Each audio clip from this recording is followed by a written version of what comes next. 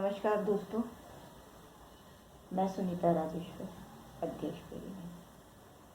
पुरुष प्रधान समाज में देश की आधी आबादी हम महिलाएं हमेशा हाशिए पर रही हैं। फिर यही स्थिति विश्व के सबसे बड़े लोकतंत्र में होने वाले चुनावों के दौरान भी रही।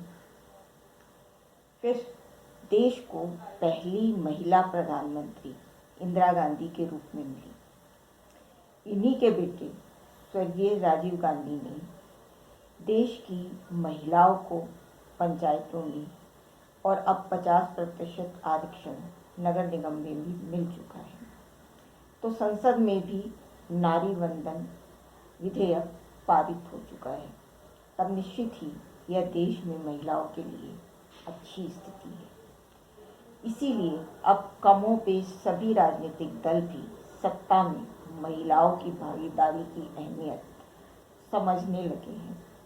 इसीलिए आम महिलाओं की उंगली पर नाचना ही नेताओं के लिए सत्ता का रिमोट कंट्रोल है।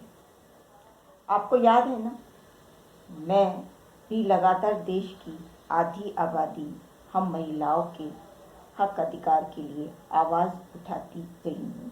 और यह आवाज़ पश्चिम बंगाल में ममता बनर्जी को नैतिक समर्थन देने और प्रधानमंत्री नरेंद्र मोदी से भी इस बाबत अपील करने के दौरान पुरजोर तरीके से कही थी। ममता बनर्जी ने तब जीत भी हासिल की थी, क्योंकि वामपंथी सहित समूचा विपक्ष ममता बनर्जी के पक्ष में एकजुट हो गया था और भाजपा अपनी पुरजोर कोशिश के बावजूद नाकाम रही थी। यह सही है कि तब से अब तक देश की आधी आबादी महिलाओं के हक में भी बयार बहने लगी है। साड़ी, राशन, चूड़ी, बिंदी, कंघा तो लगभग हर छोटे बड़े चुनाव में महिलाओं को मिलते ही रहे हैं। लेकिन अब कुछ राज्यों में सोने के मंगलसूत्र से लेकर हर महीने महिलाओं को कुछ नगद नारायण भी मिलने लगा है।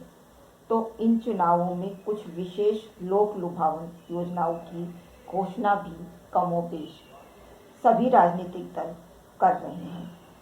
तब निश्चित ही इस बार की आधी आबादी हम महिला मतदाताओं को लुभाने की कोशिश सभी राजनीतिक दल कर रहे हैं। तब अच्छी बात है, लेकिन महिलाओं को आत्मनिर्भर होना होगा, जिस ओर खुद महिलाओं को ही ध्यान देना होगा। भला मैं ऐसा क्यों कह रही हूँ? क्योंकि महिलाओं को वोट देने का अधिकार भले हो, लेकिन आज भी अधिकांश महिलाएं 50% आरक्षण की वजह से नगर निगम में चुनकर भले आ जाएं। महिलाओं को अपनी मर्जी से ना तो वोट डालने की छूट है और ना ही चुने जाने के बावजूद निर्णय लेने की। ये सारे निर्णय कौन लेते हैं? या तो पति या ससुर। बस उनका काम घूंघट निकाल कर या सर पर पल्लू रखकर या अंगूठा लगाकर या फिर साइन करना भर रह गया है। तब सबसे पहले महिलाओं को इस दिशा में भी पूरी स्वतंत्रता के साथ आगे आत्मनिर्भर होने की ज़रूरत है, ताकि अन्य निर्णय भी पूरी स्वतंत्रता के साथ खुद ले सकें। यूँ यहाँ तक अगर महिलाओं ने हक अधिकार की मंजिल पाई है, तब वह दिन भी दूर नहीं। लेकिन बगैर इसके सरकार बनाने बिगाड़ने की सत्ता की चाबी भले महिलाओं की उंगली से बटन दबाने पर टिकी हो, लेकिन खुद की आत्मनिर्भरता की चाबी अभी दूर है। ऐसा मैं इसलिए कह रही हूँ कि एक राजनीतिक दल की मीटिंग में निर्वाचित पत्नी की जगह पति आए थे। ऐसा सरपंच महिलाओं के साथ तो अक्सर देखने को मिलता है, लेकिन यह उदाहरण दिल्ली का है। तब आश्चर्य और दुख दोनों स्वाभाविक है। हमें इस ओर भी ध्यान देने की ज़रूरत है। और इस ओर ध्यान ये राजनीतिक दल नहीं, हम महिलाओं को खुद अपनी आवाज़ बुलंद करके बनाना होगा एक दूसरे को। अब एकजुट होइए, एकजुट रहिए और एकजुट होकर संघर्ष करिए और अपने हक और कर्तव्य दोनों को निभाते हुए यह सब हमें करना होगा।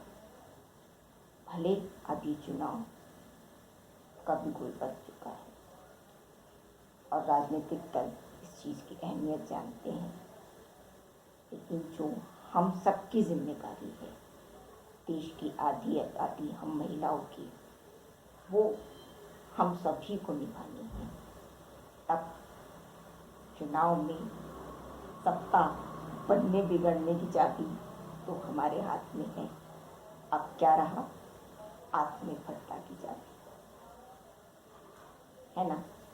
मैं सुनीता राजेश्वर, अध्यक्ष परिणी। जय हिंद, जय भारत।